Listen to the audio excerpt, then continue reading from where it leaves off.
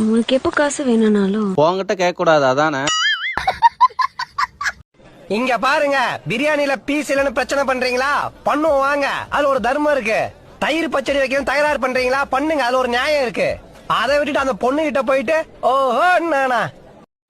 நீங்க எங்கன்னா வெளில போறப்போ ரோட்ல யாராவது 2 பேர் நின்னு சண்டை போட்டுட்டு இருந்தாங்க அப்படின்னா சும்மா நின்னு வேடிக்கை பார்த்துட்டு இருக்காதீங்க, உட்காந்து பாருங்க.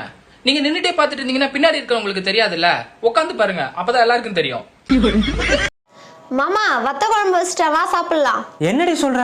5 நிமிஷத்துல எப்படி வத்த குழம்பு வச்ச? யோ, காலையில வச்ச குழம்பு சூடு காட்டி வத்த வச்சேன், அதானே வத்த குழம்பு. இவளெல்லாம் அடுப்புல வச்சு பத்த வைடா, அப்பயாவது பட்டு திருந்தட்டும். அம்மா நாங்க போயிட்டு வரோம். சரிப்பா, சந்தோஷமா போயிட்டு வாங்க. ஏண்டி நீ வரலையா? ஏங்க நானும் தானே வர்றேன். அப்புறம் உங்க அம்மா சந்தோஷமா போயிட்டு வர சொல்லுங்க. சின்ன பிள்ளைக்கு வகுத்துல காயம். என்னடா வகுத்துல காயம் அப்படின்னு? பசி வகுத்த கிள்ளிருச்சு அப்படின்னா இது என்ன பிரமாதம்? இது விட சண்டை உங்களுக்கும் எடுத்துனா எங்கேயோ தரேன். எங்க அப்பா அம்மா எதுக்கு இழுத்து அசிங்கப்படுத்துறீங்கப்பா? டிவி கெட்டு போச்சுன்னா நம்ம டிவியை திட்டுறோம், கம்பெனிக்காரன் தானே திட்டுறோம்.